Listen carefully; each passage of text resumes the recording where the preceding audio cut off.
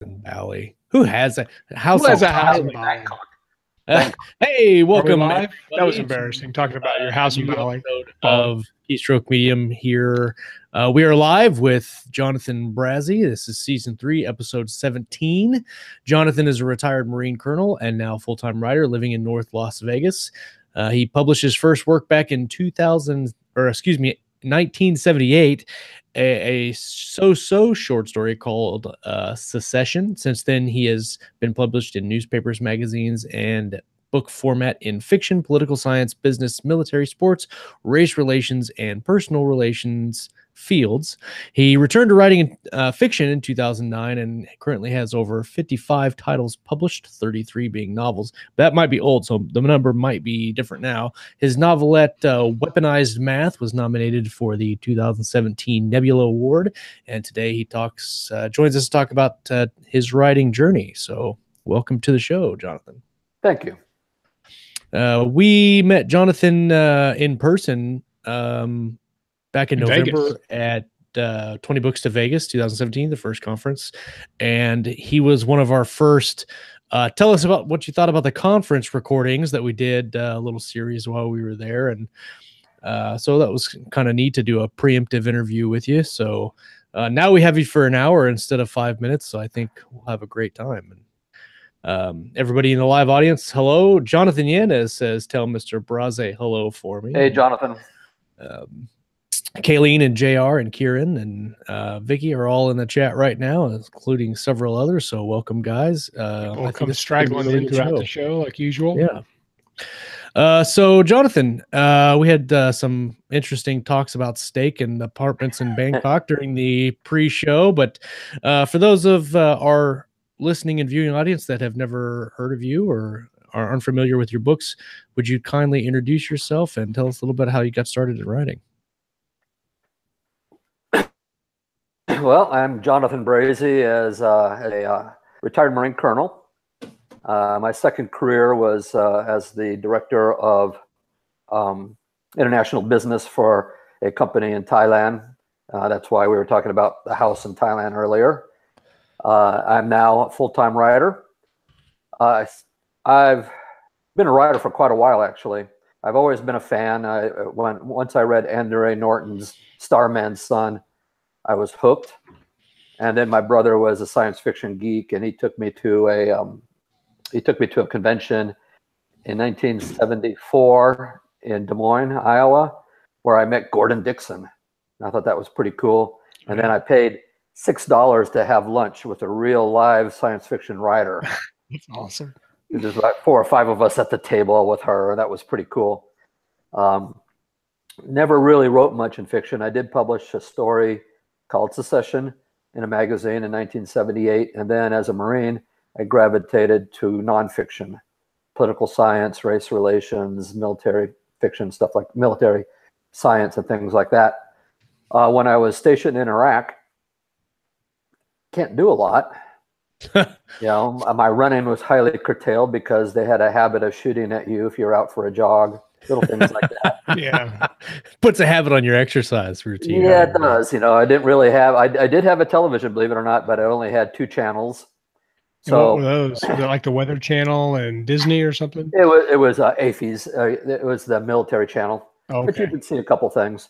And I'm watching it on my laptop, which I brought. So I decided, I should finally sit down and write that book. That was in 2006. Wrote a book about, write what you know. I wrote a book about the takeover of the U.S. Embassy in New Delhi and the reaction of the Marine Security Guard. Finished it, didn't know what to do with it. And in 2009, I'm back in the States, and I decided, I should really get some copies so I can give to my friends. And I did the, yes, I know, don't gasp. I went the iUniverse route. I know. But for me, I was happy for it. I mean, I got 20 books. I paid $470. I got 20 books. I gave them to my friends. That's what I expected. I had no intention of ever really publishing them. And then in 2012, I was at LAX going back to Thailand, and some guy had a Kindle, and I was like, I'd never seen a Kindle. Oh, wow, that's pretty cool. I have a book up. And he looked at it and he says, no, you don't. And I was not on Amazon. And, oh, by the way, I should say, by this time I'd made $98 in royalties. Awesome. 2009, 2012, baby, I'm there. With inflation and adjustment, that's almost like $100 now. Oh, yeah, at least. It's pretty good. You got to round up. That puts me up over to the 3 figures. Well, I guess I was coming back from Thailand because I was back in the States, and I called iUniverse and I said, hey, I thought my book was supposed to be an ebook. They said, no, you had to pay another $90 for that. And I went, and then I think I read something online and it said you could just do it. You just upload it yourself. Yeah, I uploaded it myself. That had 400 downloads. That was 99 cents, so I still didn't make anything. The next month I had 700 downloads, and then I was off to the races. People said, when are you going to write the sequel? Well, I'd killed off most of the people in the first book, so I had to adjust that. So I did the 3 books and put it into a trilogy, and that between the 3 of those books, I made $100,000. So It showed me that that there's something to be done with this. And then my next big book was in 2014 when I went into military science fiction. And my first United Federation Marine Corps book, the first book was called Recruit, and it's done very, very well since then. And I've just expanded since then. Now, like I said, I'm a full-time writer. I enjoy my life tremendously. I go to the conventions. I'll be a guest of honor at a convention in November in Atlanta. It's a great life. Love it. It's neat to watch people, because especially when we talk to people on the show and they talk about their beginnings and starting out, and it's neat to see the people that are very successful now, like yourself or like Michael Anderley or Nick Cole or something like that, and overwhelmingly they all start out making that $23 a year, a cup of coffee, or $40 a year, or whatever, and so it kind of makes you remember, no matter how much you make or how much you aren't making, everybody started off at the same place pretty much. Yep. So that's very cool. So you mentioned writing the Recruit, which was your United Federation Marine Corps book, and looking through your Amazon library, you have books in many genres, from what looks like urban fantasy to self-improvement, near present day military fiction. So you're kind of really known for now is your military science fiction. That's just what your name is you hear Jonathan Brazee, you're like, oh yeah, military science fiction, but you didn't start out like that. So can you kind of walk us through a little bit of how come, what was your thought process in not doing that right away? And then what happened, and why did you decide to go that route now that with the United Federation books? I think I wrote the first one, which was military fiction in the near future. Well, it's already 2018. That's when the book took place. And that one's The Few, right?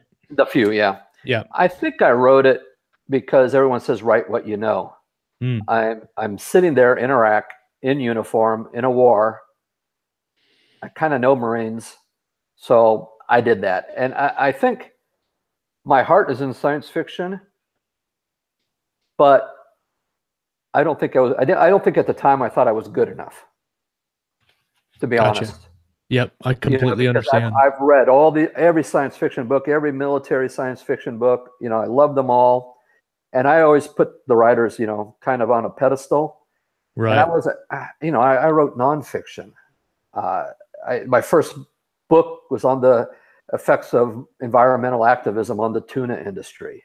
It's a big shift. But if you can write that, you can probably write anything. Because that probably takes a lot of discipline. Although that was the book that the first time I ever met someone who read it, and that was at a wedding in Thailand, believe it or not, and I was gobsmacked. Nice. Wow. Now, the research would have been great, eating tuna fish sandwiches all the time. Yeah, I love tuna. Tuna is great. Love tuna fish. I think that's a good way to start out is, you know, just kind of start out a little bit more in your comfort zone. You happen to have a very interesting life experience. If you go to Jonathan's Amazon page, he's got all kinds of great pictures of his world travels and everything. So it's pretty awesome, but that's a great place to start. And then you just, you know, then I just sort of gravitated. I think I took a bigger leap when I wrote my Werewolf of Marines, the first book, but it was still modern day. It was a Marine who got bit by an Iraqi werewolf in Ramadi. And so I knew Ramadi. I've been there. I knew the streets. I knew the buildings. I knew the atmosphere. I was able to go through battles that actually happened. It just happened to be that he was a werewolf. Yes, I have to read that now. I'm looking for it on here. That was a lot of fun. It's done better than a lot of my series, but not as good as the military sci-fi, which is that Semper Lycanus? Semper Lycanus, which Semper Lycanus.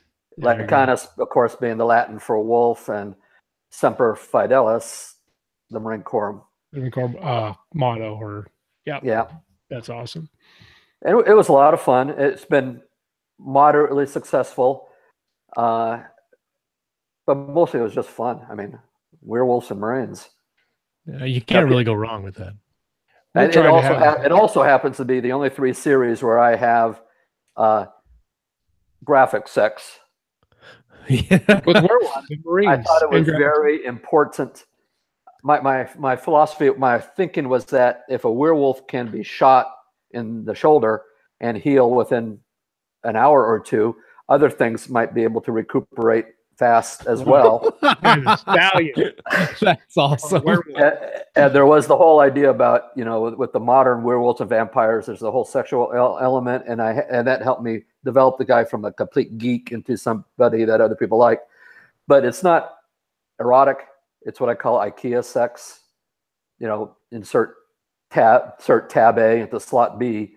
It's definitely not. It's definitely not erotic, and it's not titillating. So don't read that if you expect. If that's what you're looking for. That's a great genre subclassification. I'm going to put that in there. IKEA sex scenes in this book. It's interesting with so many genres. You can splice them into so many other genres. Like Scott's got a werewolf cop mystery that he's written, and you've got some werewolf Marines, and so I think it's interesting how many different things you can. Kind of like Bright on Netflix, where they take orcs and make them cops and all that. I like that kind of stuff. That's neat.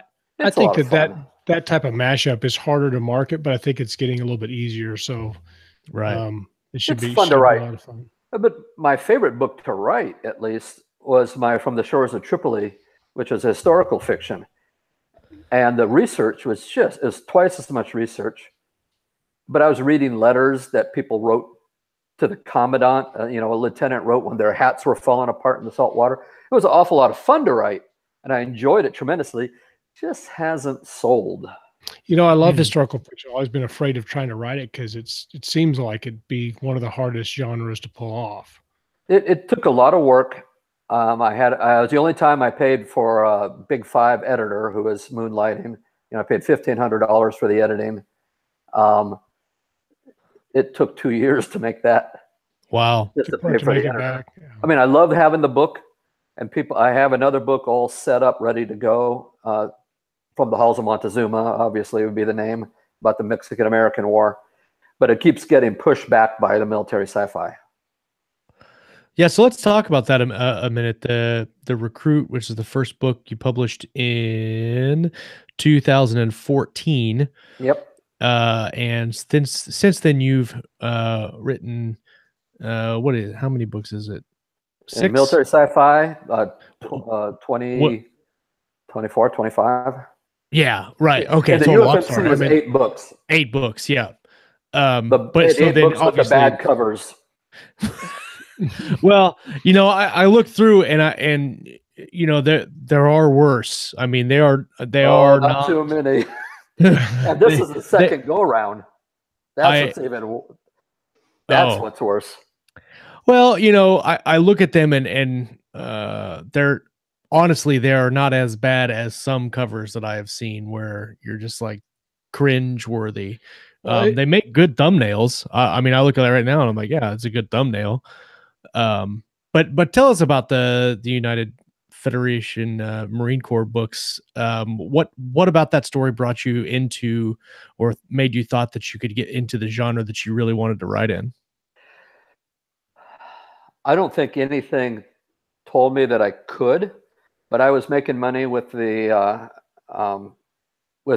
Return of the Marine series and the Werewolf series, and I just wanted to. I mean, this is my passion. And I wanted to have this arc of what I had planned on being 5 books of a Marine who's a little bit self-centered to begin with, and his development over 5 books ended up turning out to be 8 books because people kept asking, like Army Lieutenant Colonel said, wait a minute, when's he going to be a battalion commander? And so then I had to write that one. And anyway, it turned out to be 8 books. I had to split the last book in 2. But I had this whole idea, just an arc in the genre that I liked, that I loved. It happened that people went along on the ride with me, which I'm eternally grateful. I did have some pushback the first book. There's one guy who's reviewed a lot of my books, doesn't like them, and that's the first book for Recruit, the first review for Recruit. He thought it isn't as good as Scalzi or Heinlein in Boot Camp, and women are treated poorly. There are only 3 females in the book, really, and that was one of the setups of the whole that was going to change over the arc. Right. You have character development and story development and all those things. And all of that. And in the next series, his daughter becomes the main Marine. So anyway, I had all this planned, but he didn't like that and read a couple chapters and then slapped me with a 1 star. And I hold that up as a badge of honor. Yeah. But although that's, if I could digress a minute. Sure. I believe in character arc. And so my characters all have bigger flaws in the beginning. If I go back to Werewolf of Marines, that guy was not a good person. He was a coward, joined for the wrong reasons. He was a malingerer. He faked things. And I had a couple people write reviews saying, after 2 chapters, I wish the werewolf had killed him. Yeah. And that's a valid point. You have to catch you have to catch the reader's attention. You have to catch it, make them want to read. In my mind, I wanted to start here. And by the end, he's a really good guy with all the right Marine Corps, feelings and discipline and loyalty and honor and all that kind of stuff. Well, it kind of hit me a little bit in Recruit too. But the people that stuck with it at the end, when I wrote the commandant, I had people telling me that they cried. People said they never cried in a book. Wow. And this brought them to tears. And if you look at that, the reviews reflect that. Your reviews get stronger throughout the series. Well, and that's normal too. The person who picks up the first book and says, "Oh, this is crap," normally isn't going to read the second book. Right. That makes sense. Although I do have one person, and Michael Cooper and I have talked about the same guy. We probably know who that is because Josh and I and Richard Fox all have this one. I think Richard Fox.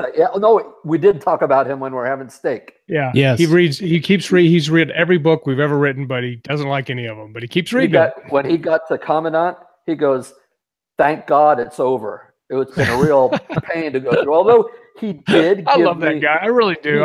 He did give me 3 stars for my first Werewolf of Marine books. Good for him. See, that's a huge compliment coming from him. That's big. That's like huge. He gave The Martian 1 star. Yeah. It's just that. Yeah, honestly, anything above a 2 star from him is a glowing review. And he writes in such great detail, with why and well. I'm sure he's just so pleased with himself. Well, right. I'm really curious to his, and we all know, or at least the 3 of us know who we're talking about, and without slandering the guy's name around, but it's it's fascinating. I wonder what his situation is, where he has time to read all those books and feels compelled to put that much effort into writing those reviews. He does it multiple reviews a day. Yeah. I mean, he's real. And the thing is he had to have read them because he's read them. He's read them. He got a lot of details. He does a lot of details in there, and it's just very interesting. You always know when that review comes. You're like, oh, there it is. There it is. But you're just waiting, like, ooh, is it coming? You just hope it doesn't. I'm pretty sure he's a KU reader. Yeah, but most of his stuff is. I take the money and thank him for it. Yep, good job. And go buy lunch. Yep, absolutely. That's the way to do it. Don't get up. You can't get too worried about that. No. And it's the reader's right. They paid money to read your work. And it's good to have a few not so good reviews because it makes all your. If you see a book that has literally 100% 5-star reviews, it seems like something is wrong. Whether it's true or not, it seems like those are maybe not real reviews if they literally have no bad reviews. And I read it. I'm one of the few people, I read every review. I don't know, people say you shouldn't read it. And I have taken, there's some bad reviews that I just kind of roll my eyes. One guy went off on the fact that werewolves aren't scary because he shoots coyotes. You just poof. And the book wasn't supposed to be even scary. That was my weird rat book. You let those ones just slide off. But I've had some valid comments made in reviews that are 2-star reviews, 3-star, 1-star that I've taken to heart because it's feedback. Yeah. Sure. As long as it is feedback. Like Scott and I were having this conversation the other day, and some people will just, like, Scott's favorite one-liner is 1 star is nope. Yeah, and I got one just recently that was not interesting, deleted off the Kindle, and I'm like, well, that doesn't help me at all. Hey, like, well, the best 1-star that I read, and it wasn't for me, I wish it was a woman said, I picked up my husband's Kindle and saw this on it, and I started reading it, but I don't read this genre, so I quit. That's a wise decision. Wise decision. You should be making yourself happy, not torturing yourself with genres you don't read. Good job. That's why when my wife buys those silly romance novels or movies on Amazon. Don't lie. Come on, you read them. The movies like the Notebook and all those Nick Sparks story, the movies, and then I'll watch it with her, and then I just want to leave a review. I'm like, I hate this type of movie, but my wife makes me watch it, so here's your 1-star review. Yeah. Well, and talking about on a serious note with the reviews is a lot of our writers that are watching is you'll get that review from time to time that hits you right where you feel vulnerable, because everybody kind of has their own idea of their writing weakness, and sometimes somebody hits it right on there. And I've had a few of those, and man, those are gut punches. You're like, oh, I knew it. and it takes a little bit to get through those sometimes. So, but I still think it's valid. It's valid to read them. I don't want to ignore what my customers are saying, what my readers, readers. Well, I was saying, I agree. I've stopped taking them so personally. Like I remember when I first started getting reviews on the first book I ever published, I would get 4s, 5s, 3s or whatever, and then a couple days into it I got a 1 or a 2-star or something, and I was like, oh, that's it, I'm done writing ever. I'm not writing again. I'm done. Somebody hated it. But I mean, now I get them and I just read them. I go, oh, good, excellent, and then I move on. I'm happy that they bought the book. Yeah. Absolutely. Yeah. And there's strategies for that. If you feel you got a really vicious review, 9 times out of 10, if you look at their other reviews, they review everybody the same way. So you shouldn't take it personal. Like our friend. Yeah, because they probably give everybody else 1-star reviews too. That's just what they do. And sometimes they're being mean. Sometimes they literally are holding the standard that high, which is okay. My brother, God bless him, does not believe in 5-star reviews. And I told him not to. He gave me a couple reviews early on in Amazon, and I said, you're not supposed to do that. But so now he does Goodreads, and he's never given me above a 4-star. That's just the way he is. Is he a younger brother or older brother? My older brother, and he's the one that got me into science fiction. Right. And he finally left a 5-star review for some book, not mine, but another book. He probably did it just to spite you. And he's read thousands and thousands of books, and he's a real geek. He'd call you up and say, "Hey, I left a 5-star review and it wasn't for Wait a you." minute, my wife wants to say hello. Hi. How are you? She said, "How are you?" Headphones. She bought me a pear smoothie. Nice. You want a pear smoothie? I feel really left out right now. I want a pear smoothie. Pear smoothies for everybody. A pear smoothie for you. A pear smoothie for you. We can't have a pear smoothie giveaway on the show. Let's try to see if we can figure that out for next show. Everybody wants a pear smoothie. We're gonna figure it out. Well, if you see what I was drinking, Diet Dr. Pepper. Indeed. And she brings me something healthy.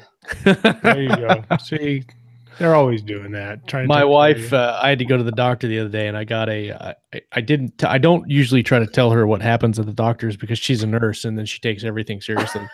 And so they ran my blood pressure. It was slightly high. It wasn't overly high. It was slightly high. And I got home from the doctor. I didn't tell her about it, but then I left the paperwork out on the counter. And so I get this text message later on, and it's a screenshot, a picture of the thing, and she's like, "I can't believe this! You're eating fruit and drinking water from now on. We're going to buy a blood pressure sleeve." And so she orders this blood pressure sleeve off of Amazon, and he gets it, and it reads it, and it says it's like 150 over something. I don't remember what it was. And I'm like, there's no way that's right. It's not accurate. And she's like, "Oh, yes, it is accurate." I'm like, "No, it's not." So we do it for a couple days, and the last one was like 157 over something. And I was like, there is absolutely no way. That's ridiculous. So she put it on herself, and she's like, "I'll show it to you. I'm going to be under." And she does, and she's like at 137. And I'm like, "See, it's wrong." And she's like, "Oh, okay."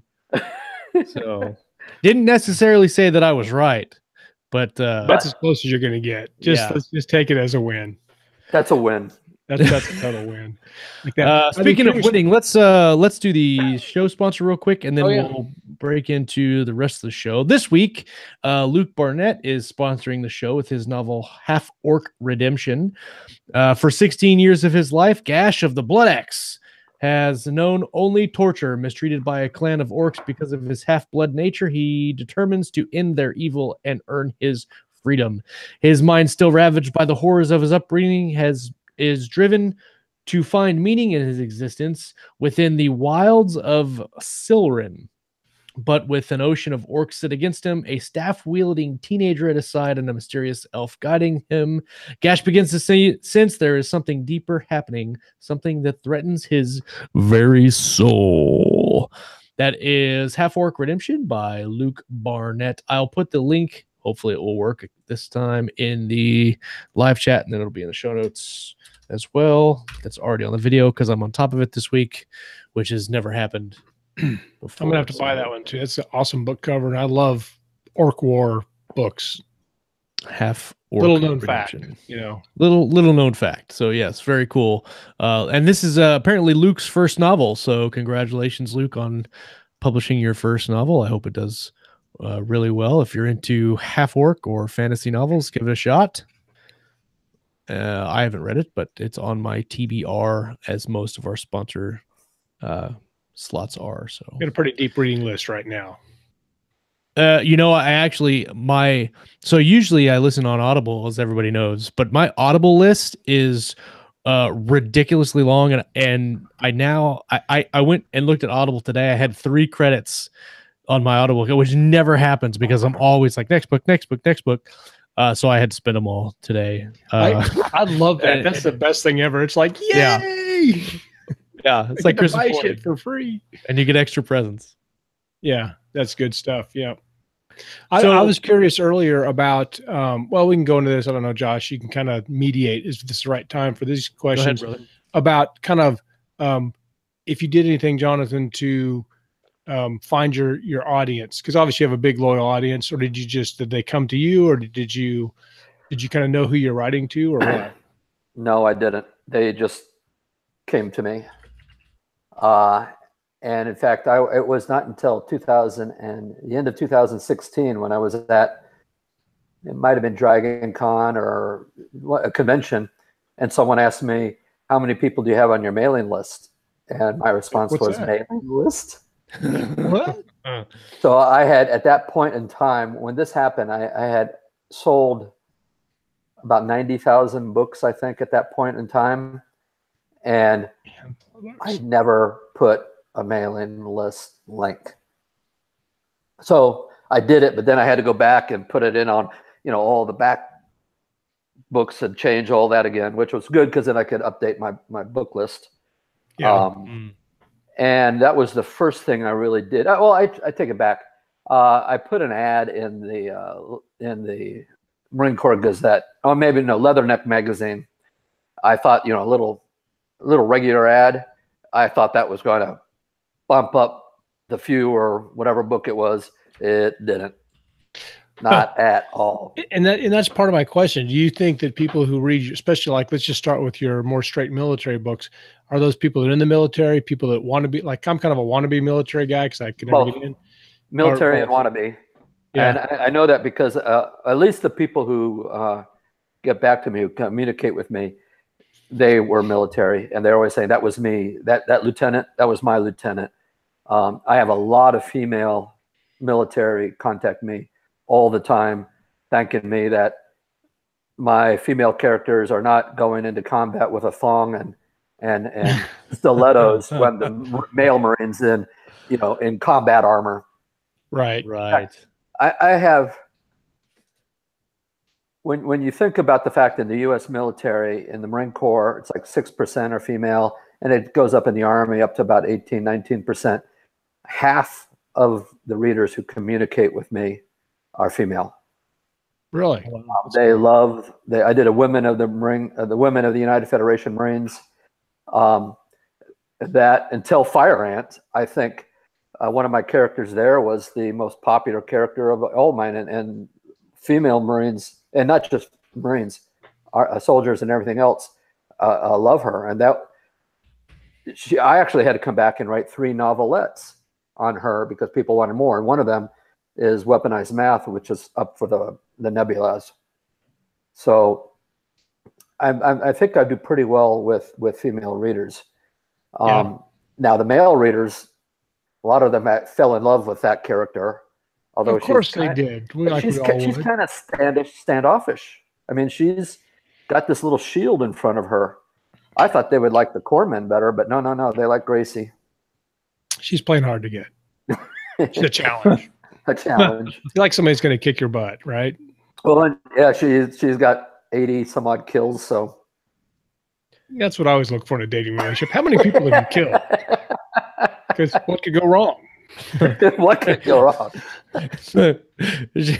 She sit down at the table, and the first thing out of her mouth is, "So I've killed 80 people. Don't mess with me. Don't do stupid things." Here are the ground rules for this date. By the way, I'm carrying a Glock 17.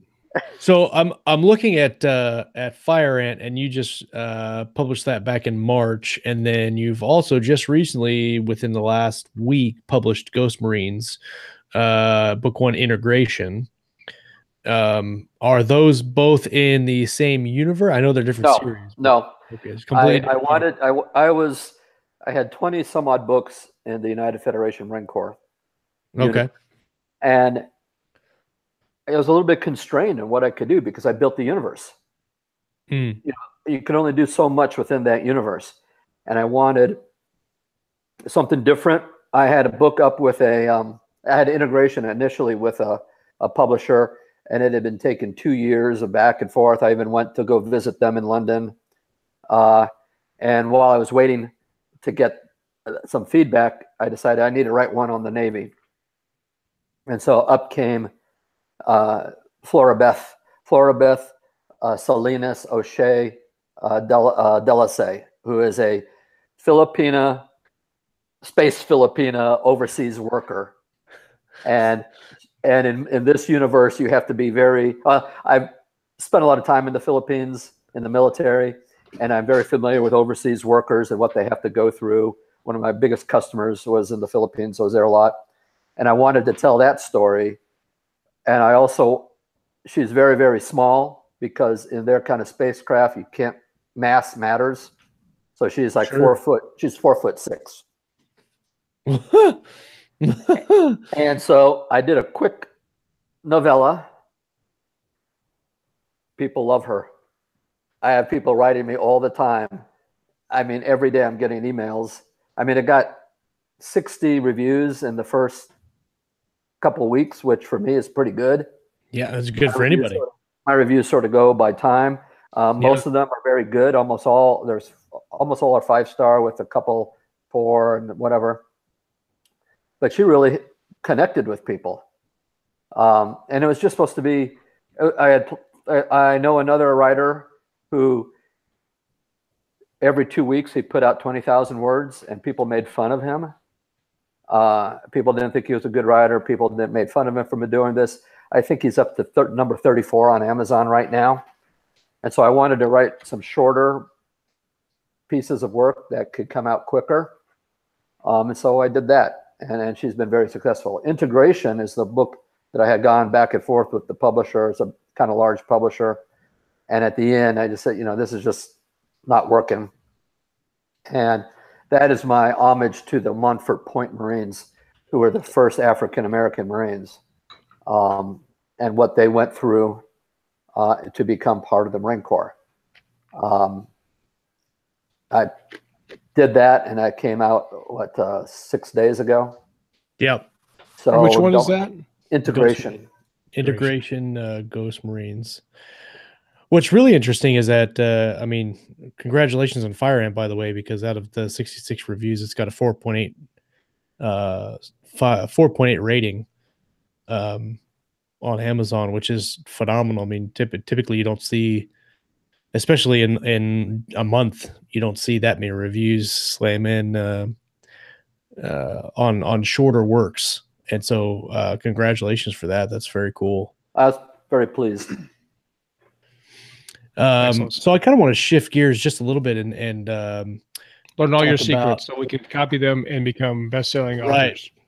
Well, military science fiction is kind of it's one of my favorite genres.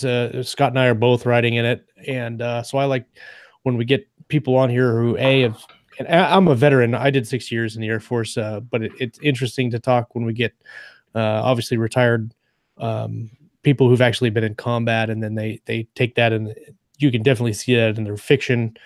So I want to kind of talk about how you go through creating these stories. And how much do you take from real life situations? A lot. Can you talk about that a little bit? Okay, I'll give an example. My book, it's back to my military fiction. My book, Sniper, which is about a sniper in Iraq. Every mission in that book really happened. Didn't necessarily happen to a Marine. Didn't happen to the same person. I changed the names. I have one scene where quite a few snipers are in a building south of the government center in Ramadi, and that mission really happened.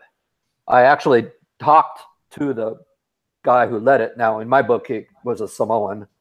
In real life, he wasn't. But I sent all that to him, and I said, wait a minute, I want to make sure this is okay for me to write it. And he was very happy that someone took the effort to make sure it was accurate. In my United Federation Marines, a lot of the verisimilitude inputs, things I put in there of military life, that happened to somebody. It happened to me. It's something else. And that's where people read and they go, oh man, I know that happened. That's so real. And probably half of the battles are based off of real battles. I strive for accuracy. Before I did the landscaping in my yard, I was all just sand. I'm in North Vegas. I go out there and make sand tables and actually move parts and try to think of how much time it's going to take from here to there, what you have to do here. Now that I've landscaped the yard, I got to do it on paper. Yeah, can't mess up the yard, right? They train you to make sand tables in the Marine Corps. Yeah. That's something you all do, and it really helps visualize what's happening. One of my criticisms in a lot of military science fiction, it just doesn't make sense.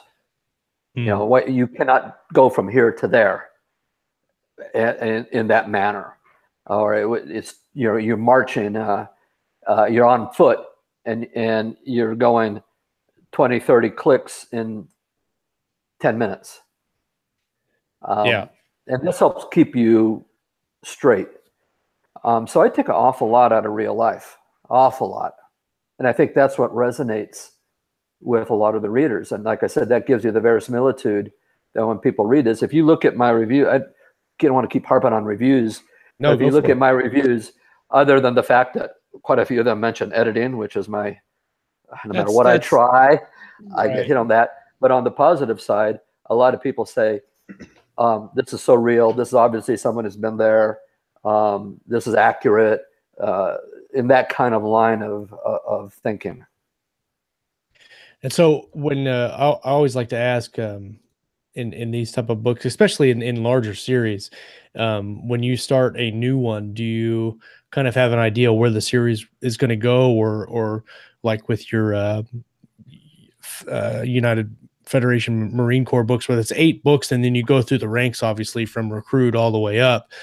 Did you have that planned out ahead of time, or do you just kind of go with it and see where it goes? I had 5 books planned out. I added Lieutenant Colonel, and then I split Colonel and Commandant because it got to be, it wasn't good. It was going to be too broad.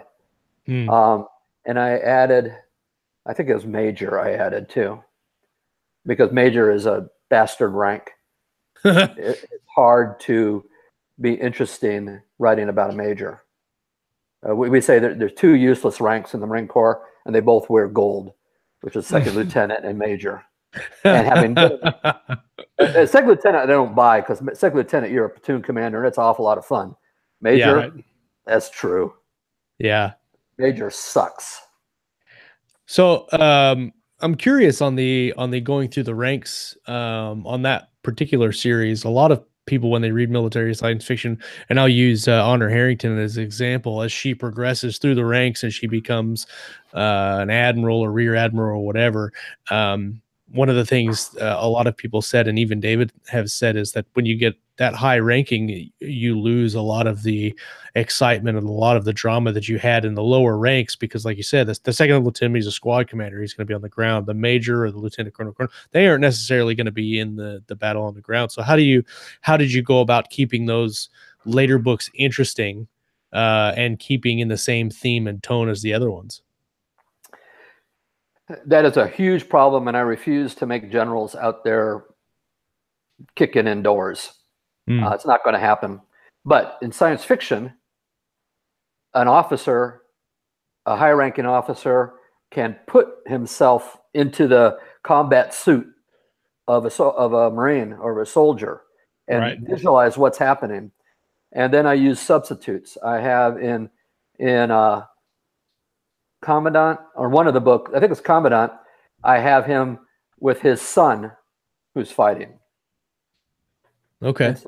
And then a couple of, you get assassination attempts, and in the penultimate scene, not the ultimate, the penultimate scene in one of the books, he has to be there for a political reason, and he's surrounded by other Marines who don't want to let him get hurt, and they won't let him get involved, but there's still fighting going around all around him. It is a problem. And Weber has said it. Speaking of Weber, that's where I'm going to be the guest of honor at his one of his Honorverse conventions in Atlanta. Awesome. Make sure you tell him we said hi. Okay, I will. we need to have him back on the show, because he's still the longest running guest we've ever had on the show at just like over 2 hours. 2-hour episode. Oh, really? It was awesome. Yeah, it was fantastic. And then after we cut the show off, we still had him on for like 40 minits after the show. I nearly peed my pants. I'm going to be honest. I was in serious danger of bladder rupture by the time we're done with that conversation. Just telling the truth. But what are you going to do? Sorry, David Weber, I have to go pee. No. No. That's when you. Yeah. If I could have reached. Oh, we've all done it in Humvees before. It works. Yeah. So, gotta have a backup plan. That's when you know you've gone off the rails. Yeah. This is now an abnormal conversation. Things just got I'm putting in a bottle.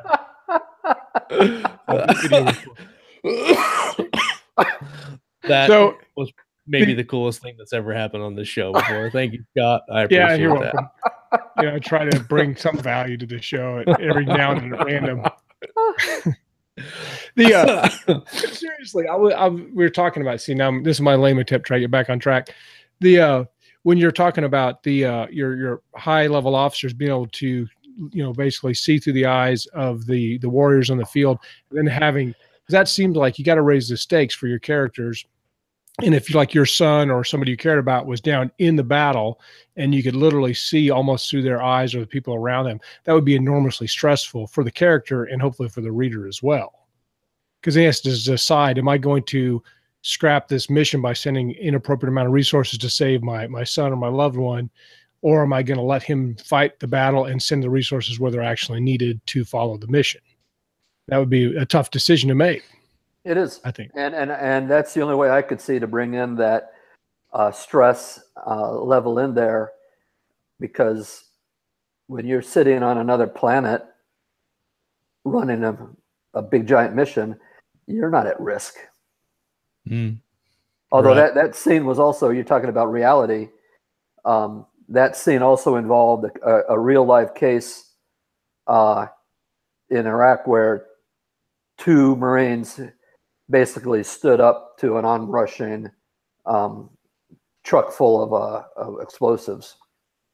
I saw the photo of them just before the truck exploded, and they were standing firm. And I dedicated that book actually to those 2 Marines. Wow. I try to dedicate my books either to people I knew, or I open it up to my readers, and ask them for people to dedicate. And it's usually fathers, friends, people they served with who died, fathers who served in World War II or whatever. It's just a couple lines in a book. Why not dedicate it to somebody? Yeah, absolutely. I think it means a lot to people, who have that, and people who don't even know them definitely appreciate what that means. People make that type of sacrifice. I think it means something to them. The readers are why we write, and that's why I do Tuckerizations, where I name characters after my readers. Some of them want to go out in a blaze of glory. Others no. But I put a Tuckerization of one of my readers' sons who died in a tragic accident in Korea. And he's written me every book just thanking me for that. These are ways to touch your readers and to bring them in that cost you nothing. Right. You've got to have a character anyway. Bring the readers into it. I think it's a great idea. And finding a powerful character name can make a scene when you're trying to write it. For me, a lot of times when I get stuck, it's because I can't think of what that character's name should be. I'll be writing along, I need a new character. I'm like, well, what do I name them? And then I get literally stuck. That's my most common sticking point, is the name. The only issue I have is that, like when the last time I told my readers list, if you want your name, let me know. And I got about 250 names, right? The vast majority are Anglo-American names. Right. And I'll use them, but I need more diversity. So I'm interspacing them with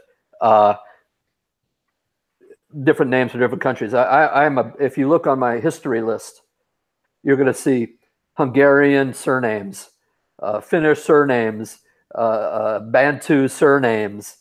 And I just go looking through that list and I see, bang, that one. Yeah. It's really cool when you find a name that really pops in your imagination. Like that. That's good. That can really make a scene flow when you're in the first draft, I think. So you had to email back your people who gave you their names and say, I'm going to use your name. I'm going to change it a little bit. This might be awkward for you. You're going to have a funny nickname. Sorry. And usually you have to try to make positive characters, but I did talk to one of my readers, and I said, you know, hey, I was going to use your name, but she is turning out not to be a very good person. And she said, oh, yeah, good. Yeah. I always like to be the bad guy. I feel like the good guy gets boring sometimes. I think I'd rather be the bad guy. It's a little more fun. I think I've been killed a couple times. People have sent me messages and they're like, hey, we killed you off in the book. I'm like, well, I hope it was gruesome and horrible and painful, because if I just died of a heart attack, like eating breakfast or something, that's not good. I need to go out in the blaze of glory. Yeah, better to burn out than fade away. I got torn apart. I got torn apart by a dragon. That's good. I did a auction, a Tuckerization auction for SIFWA, and I said, she asked me, well, you want to die? And I said, make it glory, make it gory and glorious. Yeah. Yeah. Talking straight out of Aliens or something. Yeah. I mean, just horrible. I had an interesting thing. I had a bunch of characters I created over the years that I thought I created out of my head, completely fictional, but I've since met people with those names, and it always just freaks me out. And they'll be like really weird names. Like I have a character named England. His last name is England. I'm like, nobody I know is named England. And now I know somebody whose last name is England. I'm like, what are the odds? So anyway, it's kind of weird. I was going to say, with all these, I mean, you are a full-time author now. So with all these books out and all these demands to have these characters continue and doing shorter works and longer works, what does your writing schedule look like now? Believe it or not, I wrote more when I was working. I worked in a factory in Thailand, and traffic is horrible. And so I would do work in the morning, and then sometime in the afternoon, I'd start writing, and I'd write till about 8 after some of the traffic had died down. And there's nothing else to do. So I'm sitting there at my desk. You know, I don't have a television. I don't have the cat calling on my keyboard. I don't have the wife saying lunch is ready, or I'm going, you know, whatever. Here's your peach smoothie or pear smoothie. Pear smoothie. Pear. I love pear smoothies. So I actually got a lot of really dedicated work done, and I was actually able to put out more words a day. Here, basically, I get up in the morning about 6 o'clock, 7 o'clock. I do. Still have a couple clients that I didn't let go because I do so little work and I get to pay for it. So why not? So I answered some emails. I look at the news, kind of goof around for a little bit. Go to the SIFWA website, go to the go to Facebook, 20 books to 50K. And then about mid-morning, I'll try to do some writing, and then I'll have lunch. And then my big writing is from 1 o'clock to about 3 or 4 or 5. And if I'm cooking dinner, I do that. And then I'll come back for 2 hours in the evening. But even then, I'm not writing as many words as I did when I was sitting at my desk at the factory, because I'll get a Facebook message, because remember then when I'm in Thailand, everybody's asleep when I'm at work. Right. Here, I got a Facebook message, I got to answer that. Or I get a phone call or whatever. So my time gets a little bit more broken up a little bit, I guess. But when I'm writing well, I'm writing 5,000 words a day, 6,000 words a day, except at the end of the book, I tend to write more. Normally 3,000 words a day. Now I know, Craig Martell and Kevin McLaughlin and some of the others are just, that's before your morning bathroom break. Right. Yeah. During the bathroom break, I wrote 2,000 words. A lot of people though have said that they find themselves being less productive when they become a full-time author than when they had a part-time job and they had to squeeze all of those words into a certain amount of time. Like we mentioned in the pre-show, you slept in from 6 o'clock. Normally you slept until 8 this morning. And like Scott gets up at 3, I get up at 4. So I can get my my words in by 7 when I have to start getting ready for work. And so I'd be curious, you know, here in a couple of years, if we have the opportunity and the luck to go full time, I'd be curious to see what I change my schedule to. Because actually now sometimes I wake up before my alarm clock goes off and I look and it's, you know, nobody's awake, and I stumble downstairs and usually my coffee's ready, except this morning it wasn't. And you know, I sit down and start pounding out the keys, and by 7 o'clock I finally, so I this is my second week in my new office, new being that it's not the closet across the way, it's actually a bedroom with a window. And so it's interesting coming down at 4 and you're sitting here writing and whatever, and then the sun comes up and my window faces the west, so I can see the sun start coming up in the mornings, and I'm like, oh, that's really nice, and not being stuck in the closet. When I walk out, I have no sunlight for 3 hours, and I walk into the basement and get blinded by the sunlight. So which could be a safety hazard. You could be blinded and fall down. That's right. Well, I definitely fit that pattern, though. As a full-time writer, I'm not as efficient. And I'm looking out. My office is a kind of a long room. I've got my gym at the far side. I got my big old fish tank, and I've got mountains up here and things to look at. But I just, and I'm a person that has to write. I have to write at my desk, whether it's here or in Thailand. I'm not someone that can write on an airplane and things like that. But right. I think I get distracted. Whereas I think you're right. When you've got another job, you tend to be more focused. Right. Because you're always on a crunch, you know? Yeah. The time you have is about to end. So you better get going. Whereas like on my days off, I'm like, well, I put off all the other things I need to do until my day's off. So now I'm going to write, but I also need to run to the bank. I got to go to the store. I got to mow the yard. And pretty soon you're like, on my day off when I was going to write for 7 hours, I got like 90 minutes of writing in. And then I cry a lot. Scream. Walk around mad. I can't believe I didn't write more today. What the hell? The other day after I started writing the new Fire Ant, I got distracted by a million things, and I ended up writing 1,200 words on an entire day, and I was so pissed off at myself.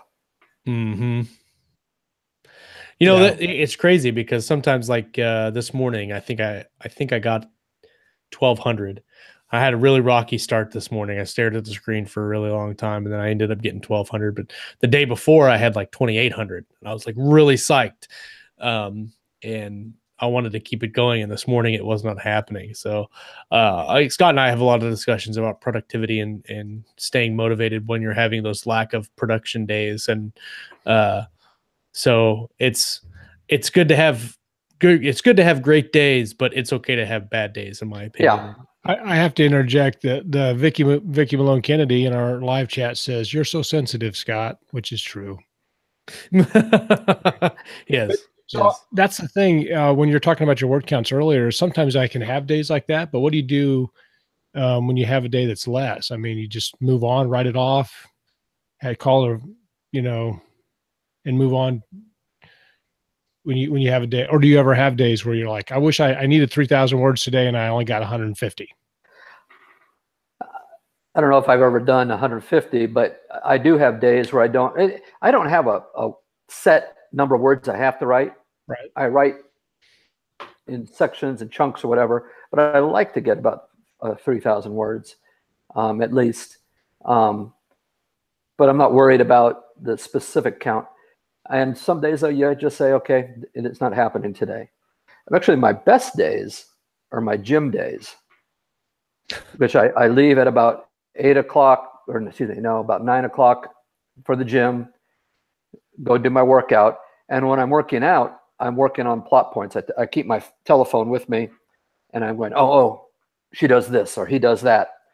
And then by the time I have lunch, usually I stop for Mexican on the way back, get my shrimp tacos and ceviche tostada, and but no pear smoothie. No That's pear later. Smoothie though. And then I have one pear smoothie a day. As soon as I get back, I'm immediately writing, because I while I'm exercising, my mind's clearing. Yeah. and I'm getting things straight. So as soon as I get back, man, I come back and I may hit at 1 o'clock, I may hit at 2 o'clock, and I'll write till dinner, and I could easily get 3,000-4,000 words in. I think we've had other writers that say the same thing. Like, was it Michael Fuchs that said he does this run he does every day, and then he writes. Yeah, I think it's the same type of thing. Is he gets kind of focused and clear and gets all these ideas, and then sits down and he just goes to town on the. I think that's a solid. There's probably some science behind that. I'm guessing. Sure, there is. It works for me. It works for a lot of people. I talked to someone the other day who did it while swimming. That would be difficult for me. Running, yes. Unless you had I'm getting a Monty Python skit out of this swimming and writing thing. I just see him writing on the papers falling apart.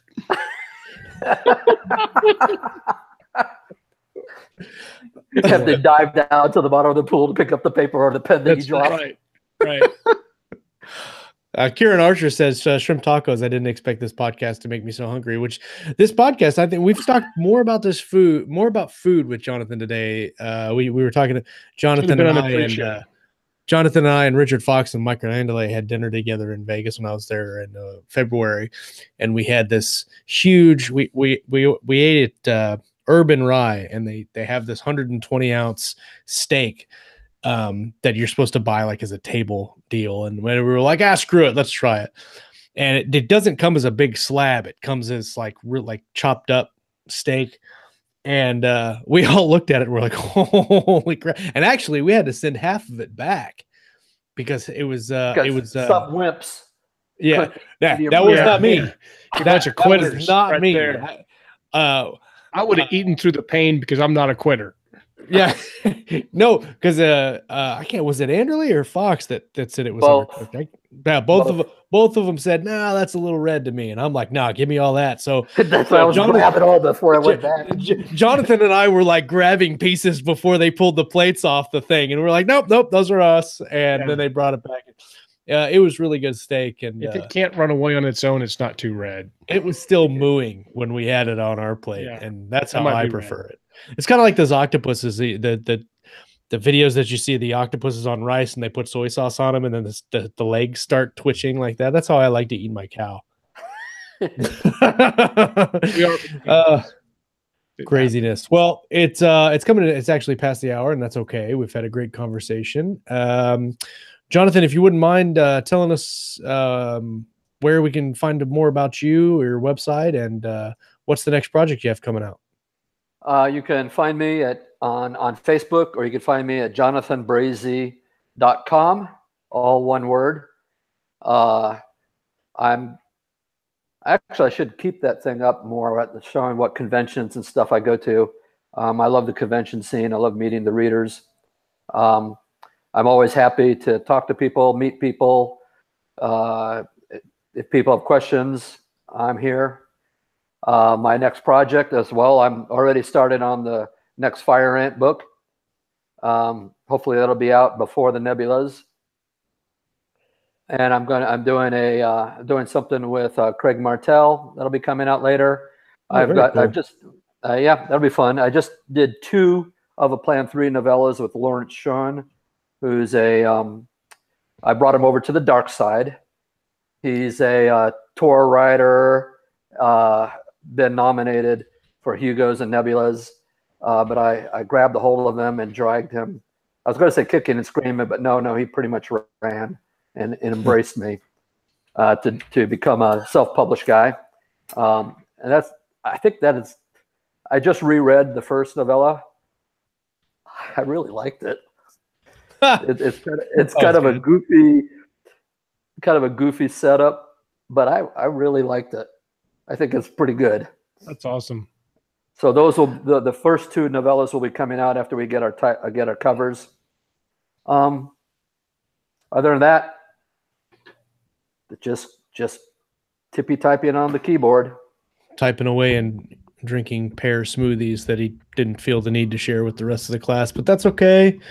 It's all right. We will not count it against you this time. However, if you do come back on, we will have to have a joint pear smoothie. Are you going to 20 Books 18 this year? Oh, yeah. We'll get a big pear smoothie and 3 straws, and we'll all drink out of the same cup. Don't drink it at once. Well, Instagram it. Yeah, remember, I live here, so it's not very difficult for me to get in my car and drive 10 minutes to, well, no, that's over on the east side of town. Okay, 20 minutes 20 to minutes. get to the conference. And I'll be going better to than a 3-hour flight. So, well, Scott and I will be there, as will a lot of our viewers and other guests we've had on, and we're very excited to be there again for the second year. And we'll be doing our KSM Reader's Choice Awards this year, so that will be very fun. So it's a good chance to vote for Jonathan Brazee in our Reader's Choice Awards and go to our. I was going to say, if you haven't nominated anybody, Jonathan Books, or you can nominate. Just go to our website and nominate somebody for the award, and maybe they can win. So everybody that joined us today during the show, thanks for hanging out with us in the live chat. It's always a blast. There's always some shenanigans and mayhem going on. And for some reason, we were talking about steak and then high-powered firearms in this live chat today. So if you weren't in there, you're missing out. Because really, if you're talking about guns and steak, you really can't go wrong with that. And we have several guests coming up this month that are going to be really exciting. I think I can't pull my calendar up right now to check out who's up next week, but I'm sure it'll be a good guest. And we'll take out of here for now. So, Jonathan, thanks so much for taking some time out of here, out of your day, and talking to us today, bud. My cat is glad this is over. The cat came in when my wife brought this pear smoothie, and she closed the door. And the cat's just sitting there scratching at the door for the Let me out. For the whole thing. But thank you very much. Awesome. Thank you very much for having me on board. So you can go save the cat. Absolutely. Saving cats and drinking pear smoothies. So everybody, thanks so much. We'll see you next time. Come back and join us. We're going to talk about some reading. We're going to talk about some writing, and of course, everything in between right here on Keystroke Medium. See you.